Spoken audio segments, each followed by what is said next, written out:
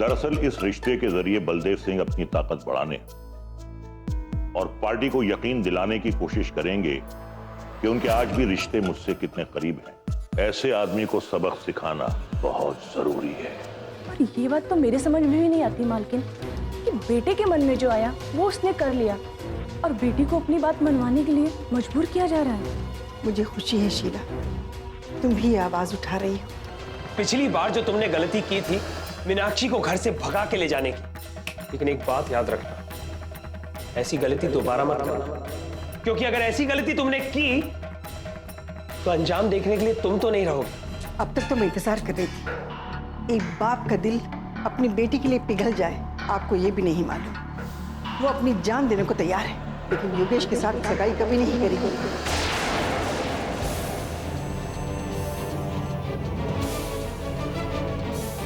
कल तक मेरी मां के सामने बड़ी बड़ी बातें करते थे, उनका बेटे होने का फर्ज निभाने का दावा करते थे, और आज उसी घर की इज्जत के साथ खेलने के मंसूबे बना रहे हो।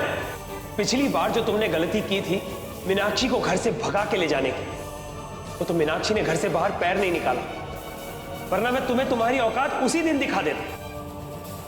लेकिन एक बात याद रखना, ऐसी गलती दोबारा मत करना,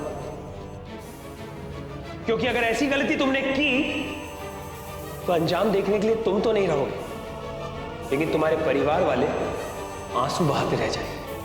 अगर मैं घर से बाहर कदम निकालती तो अपने प्यार को पाने की कोशिश में मैं तुम्हें खो बैठती। और सच ये है कि हम दोनों घर से भागने वाले। ये बात पापा और राजवीर भैया को पता लग चुकी थी।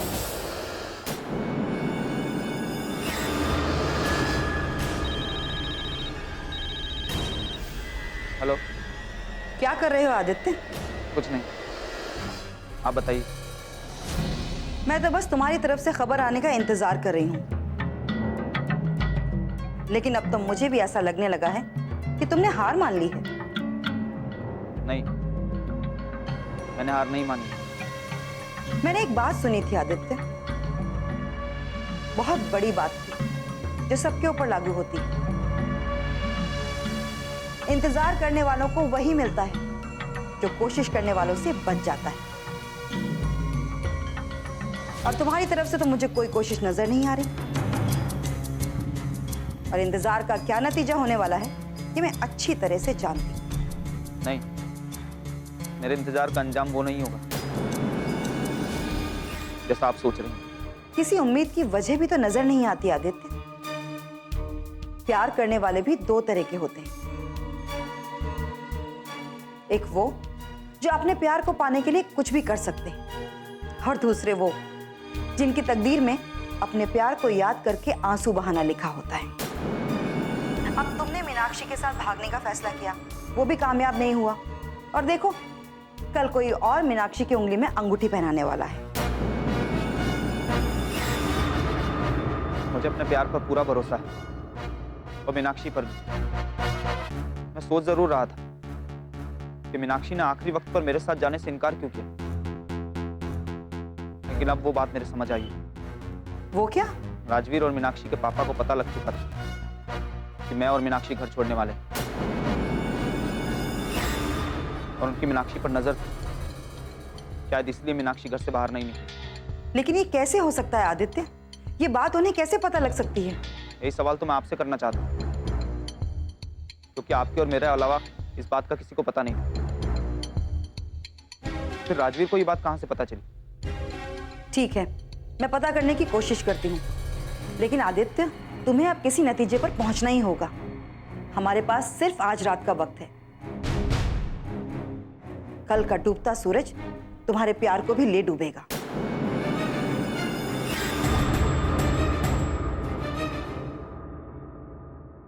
ये आप क्या कह रहे हैं प्रदीप जी? अगर गांव में इस तरह की घटनाएं हो रही हैं तो इसकी वजह हम भी हो सकते हैं।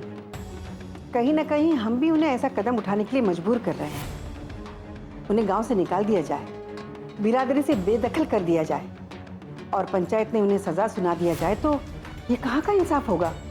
मैं जानती हूँ प्रदीप जी, मेरे घर में समस्याएं हैं। इसका मतलब ये नहीं कि मैं अपनी जिम्मेदारियों को भूल जाऊं जो जनता ने मुझे दी है। आप मेरा इंतजार कीजिए, मैं आ रही हूँ। मालकिन, मीनाक्षी मैम साहब की हालत ठीक नहीं है और आज आज भी दौरे पर जा रही हैं? शीला, जो जिम्मेदारी मैंने ली है उसे तो निभाना पड़ेगा। गांव के कुछ सरपंचों से मिलना है आज, क्योंकि ग्राम पंचायत में किसी बात को लेकर आज फैसला लेना है। मैं नहीं चाहती किसी के साथ कोई नाइंसाफी हो। मालकिन, सबको इंसाफ दिलाने की कोशिश तो आप कर ही रही हैं, लेकिन मीनाक्षी मिल साहब, उनको भी तो आपसे ही इंसाफ की उम्मीद है। इंसाफ तो होगा शीला, ये एक रिश्तों का भावर है जिसमें एक रिश्ते को निभाने के लिए दूसरे रिश्ते के साथ नाइंसाफी नहीं कर सकते। बस मैं तो इसी कश्मकश में हूं। तुम फिलहाल मीनाक्षी के पास रहो, मुझे गांव के दौरे पर जाना है। आज कोई ना कोई फैसला जरूर हो जाएगा। मैं चलती हूं।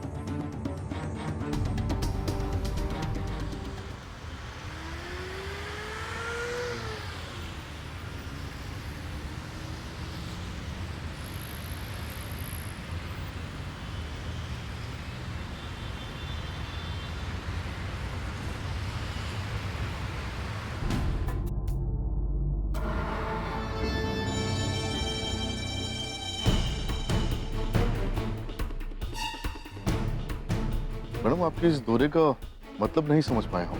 घर में इतनी हलचल मची हुई है और आप आज भी गांव वालों से मिलने के लिए जा रही हैं। प्रदीप जी, मैं अपने घर की समस्याओं में उलझकर जनता की परेशानी को नहीं भूलना चाहती हूँ। जनता के विश्वास को कायम रखने के लिए मुझे जनता के लिए काम करना ही पड़ेगा। और जैसे जैसे मैं समझती जा रही हूँ ना प्रदीप जी, मुझे ऐसा लगता है कि जनता के बीच काम करने के लिए बहुत कुछ है और वो करना भी बहुत जरूरी है। हम देख रहे हैं मैडम, इतना काम आप करती हैं उतना कोई भी एमएलए नहीं करता है। लेकिन सच कहें तो अभी भी हमारे दिमाग में एक ही ख्याल आता है कि कल क्या हो। ये तो मुझे भी नहीं मालूम कि कल क्या होने वाला है। हम एक बात तो समझ चुके हैं मैडम कि सर इस सगाई को हरगिज रद्द नहीं करेंगे। मैं समझी नहीं। हाँ, क्योंकि आचार्य जी के साथ जुड़ने वाले इस रिश्ते के आधार पर ही तो सर ने राजनीति में एक बहुत बड़े भूचाल को लाने की तैयारी की है और आज भी उसकी शुरुआत भी हो चुकी है। मुझे तो कुछ भी नहीं पता, आप किस भूचाल की बात कर रहे हैं? सरकार में बने रहने के लिए बड़े बड़े मंत्री अपने विधायकों को फंड दिया करते हैं और वो विधायक उस फंड को चाहे जैसा इस्तेमाल करे, इसकी उन्नति की। और इसी के चलते बड़े बड़े घोटाले होते हैं। कुछ घोटाले तो खुलकर सामने आ जाते हैं, लेकिन कुछ ऐसे होते हैं जो कभी सामने आते ही नहीं। आप ठीक कह रहे प्रदीप जी, कई विधायकों को पूरी छूट दी जाती है तो मेरे जैसे विधायकों को जनता की नजरों में दोषी ठहराने के लिए क्षेत्र के काम रोक दिए जाते हैं। फिर कोई घोटाला हुआ है क्या? जहां ऊपर से नीचे तक भ्रष्टाचार ही भ्रष्टाचार हो, वहां ऐसे सवालों का कोई मतलब नहीं रह जाता है मैडम। शंकर जी ने भी यही गलती की और सर ने जो खेल खेला वो ये है कि अपने ही किसी आदमी से उन्होंने आरटीआई खुलवाई और उस आरटीआई के चलते ये पता चला है कि 8,000 करोड़ रुपए का करप्शन। और देखिएगा मैडम, ये मुद्दा बहुत बड़ा मुद्दा बनेगा और हो सकता है कि मुख्यमंत्री को इस मुद्दे के चलते अपनी सरकार भी गंवानी पड़े। आप बस ये समझ लीजिए कि एक तरफ तो आचार्य जी से रिश्ता जोड़ने की तैयारी और दूसरी तरफ सरकार गिराने की तैयारी कर रहे हैं सर। राजनीति में भी क्या क्या खेल खेले जाते हैं, कुछ समझ में नहीं आता, कुछ समझ में नहीं आता। खैर चलिए, गाँव वालों से मिलकर आते। जी चलिए।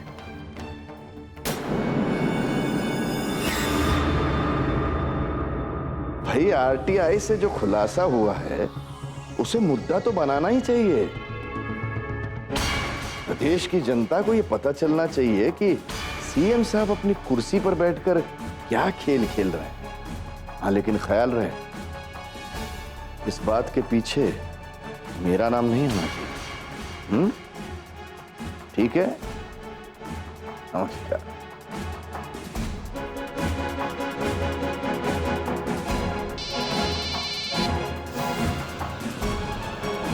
ओहो, नमस्कार आचार्य जी। हाँ बलदेव जी, सगाई की तैयारियां कैसी चल रही हैं? हमारे यहाँ तो मंगल गीत की तैयारियां शुरू हो गई हैं भाई। हाँ हाँ आचार्य जी, एक नए रिश्ते की मंगलमय शुरुआत हो रही है, तो फिर मंगल गीत क्यों नहीं होगा? हाँ बलदेव जी, मैंने आपको फोन इसलिए किया है कि हमारे आपके इस रिश्ते की वजह से विरोधियों को हम पर उंगली उठाने का मौका मिल रहा है। आपको पता है कि ये भ्रष्टाचार का एक बहुत बड़ा मुद्दा सामने आया है। आचार्य जी, आप किस भ्रष्टाचार की बात कर रहे हैं? ये तो कुछ पता नहीं। दरअसल वो सगाई की तैयारियों में मैं इतना व्यस्त हूं। हाँ, एक दो फोन आए थे, लेकिन मैं उन्हें उठा नहीं पाया। आप ही बताइए ना, क्या बात है? हाँ, किसी ने आरटीआई फाइल की है जिसमें यह खुलासा किया गया है कि हमारे विधायकों ने मिलकर 8,000 करोड़ का घोटाला किया है। और अगर ये बात सच्ची है तो हमारे मुख्यमंत्री जी के लिए जवाब देना बहुत बहुत मुश्किल हो जाएगा। अरे मुख्यमंत्री जी की बात तो जाने ही दीजिए आचार्य जी, लेकिन सबसे बड़ा सवाल आपकी पार्टी का है।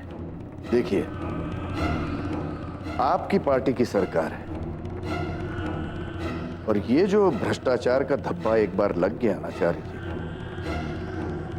तो फिर ये आसानी से नहीं धुलता। परेशान तो इसी बात को लेकर हूं कि बदनामी तो हमारी पार्टी की हो रही है। देखिए, आप पार्टी के अध्यक्ष हैं। अब इस बात को कैसे संभालना, ये तो आप ही सोच सकते हैं। इस बात को कैसे खत्म किया जाए, इस मुद्दे को कैसे दबाया जाए, आपसे बेहतर कौन सोच सकता है? देखिए, अब इस मुद्दे को दबाया नहीं जा सकता। मीडिया के जरिए यह खबर पूरे देश में जंगल की आग की तरह फैल गई है। अब ना तो इसे छुपाया जा सकता है और ना ही दबाया जा सकता। आचार्य जी, मैं ये बात जानकर खुद ही परेशान हो गया हूं। मैं देखता हूं कि कोई और रास्ता नजर आ जाए। फिलहाल आपके जिसके साथ रिश्ते बने या टूटे हैं, लेकिन हमारे साथ आपके रिश्ते पक्के हैं और मैं आप पर आंच नहीं आने दूंगा। जी, इस बारे में जरूर सोचिएगा। नमस्कार। नमस्कार आचार्य जी।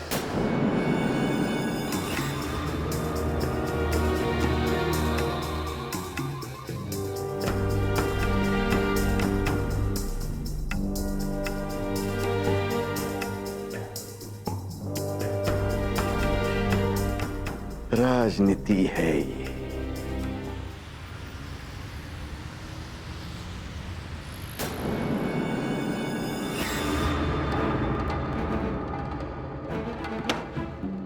सिर्फ और सिर्फ बलदेव की चाल है और कुछ नहीं।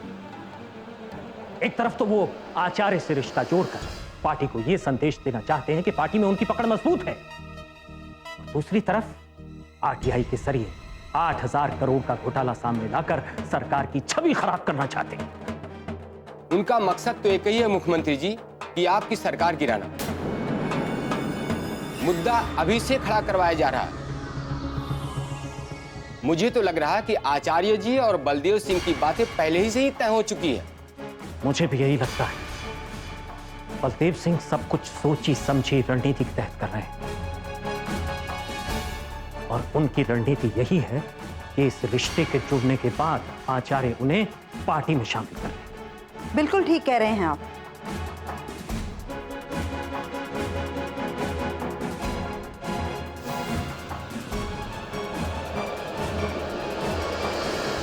आचार्य और बलदेव सिंह को अलग करना ही होगा, समझिए आप।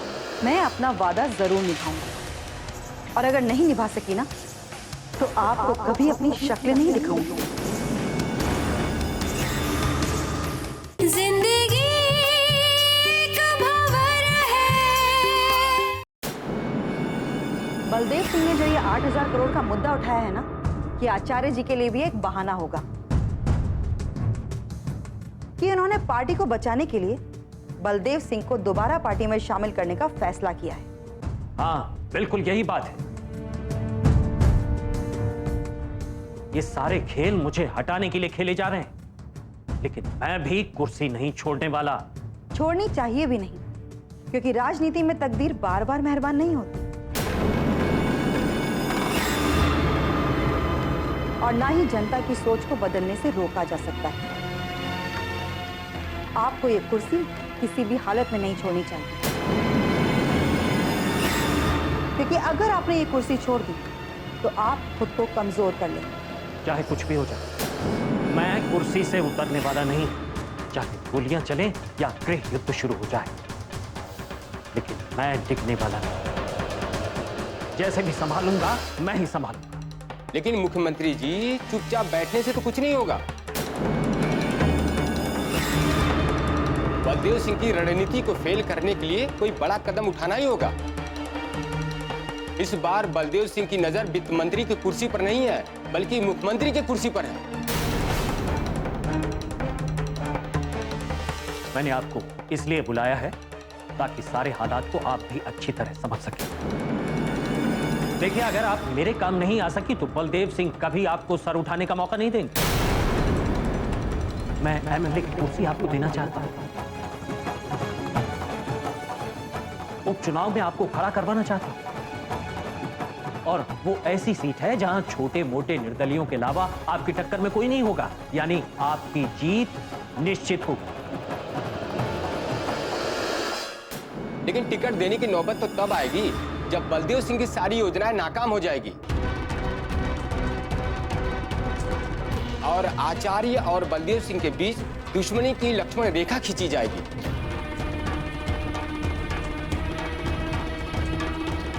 वो रेखा तो मैं खींचूंगी, जरूर खींचूंगी। ये मेरी जिंदगी का सबसे बड़ा मौका है, चाहे मुझे कुछ भी करना पड़े, लेकिन ये रिश्ता तो हरगिज नहीं होगा। मतलब सिर्फ रिश्ता टूटने से नहीं है, मतलब आचार्य और बलदेव सिंह को तोड़ने से। आचार्य और बलदेव सिंह का मिलना हमारे लिए वही मिसाल होगी कि दोनों एक और एक मिलकर 11 की जितनी ताकत प्राप्त कर लेंगे। देखिए, आप में जितनी ताकत है, जितनी कुव्वत है, सब लगा दीजिए। हमें हर हाल में कामयाबी चाहिए। आचार्य और बलदेव सिंह को अलग करना ही होगा, समझिए आप। मैं अपना वादा जरूर निभाऊंगी, और अगर नहीं निभा सकी ना तो आपको कभी अपनी शक्ल नहीं दिखाऊंगी।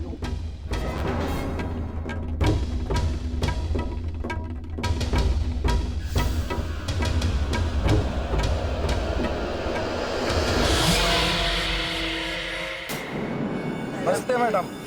बैठिए।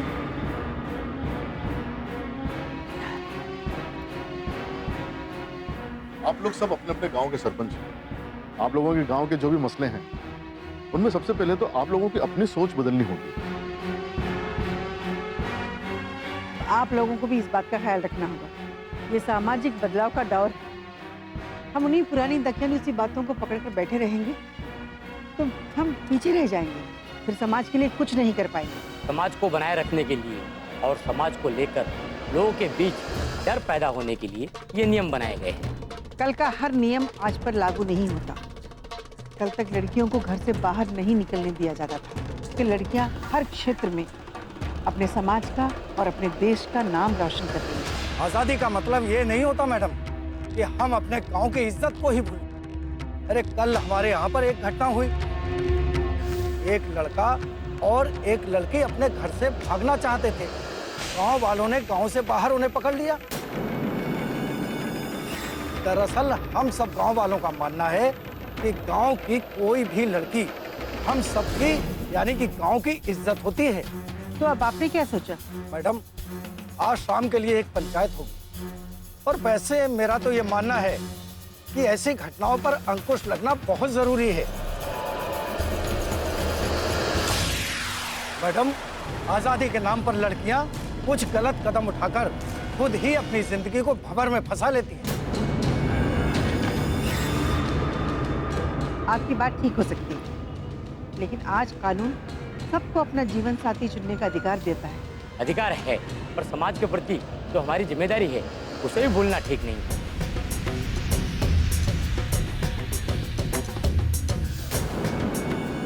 लगता हुआ हर पल हमें मायूसी की ओर ले जा रहा है मीनाक्षी।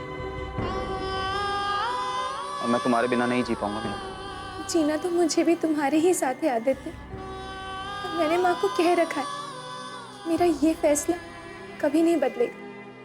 जिंदगी एक भंवर है।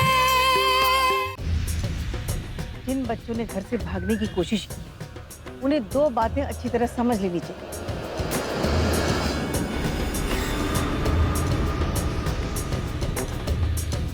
कि ना उन्हें पूरी तरह से अपने अधिकारों का एहसास है, ना जिम्मेदारियों का।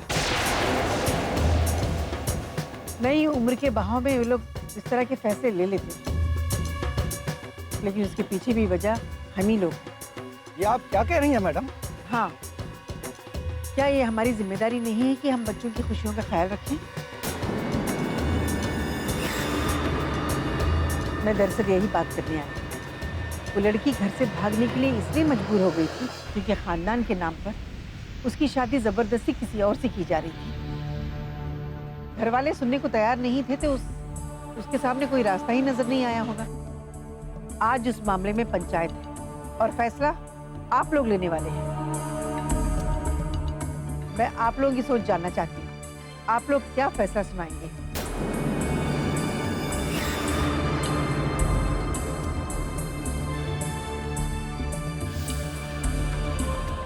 क्या उन्हें गांव से बाहर निकाल दिया जाए, या उन पर जुर्माना लगाया जाए, या फिर कुछ और?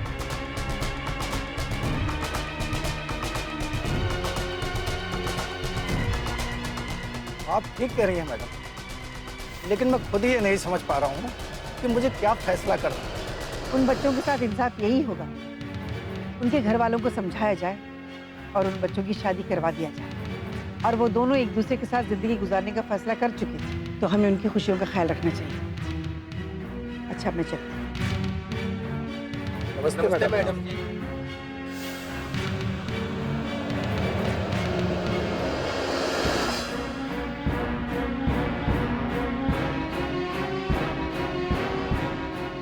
कि अगर तुम मेरे साथ चली गई होती तो शायद मैं खुश हो गया होता, मुझे मेरा प्यार मिल गया होता। लेकिन तुमने तो मेरे साथ जाने के लिए इनकार कर दिया, तो तुम्हें तो खुश होना ही चाहिए। अगर तुम खुश होगी तो मेरे दिल को भी तसल्ली होगी कि हम दोनों में से किसी एक को तो खुशी मिल गई।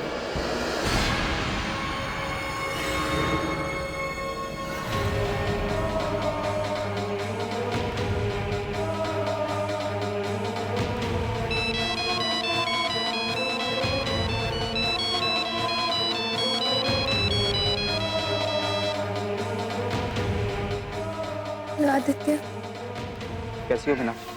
कैसी ये बता तो नहीं सकती, लेकिन तुम महसूस जरूर कर सकते हो। गुजरता हुआ हर पल हमें मायूसी की ओर ले जा रहा है मीना, और मैं तुम्हारे बिना नहीं जी पाऊंगा मीना। जीना तो मुझे भी तुम्हारे ही साथ है आदित्य। और मैंने माँ को कह रखा है, मेरा ये फैसला कभी नहीं बदलेगा।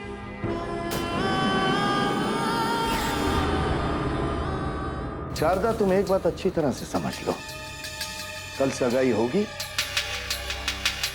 और मीनाक्षी को तैयार तुम ही ने करना है। ये तुम्हारी जिम्मेदारी होगी शारदा, और ये बात तुम अच्छी तरह से समझ लो।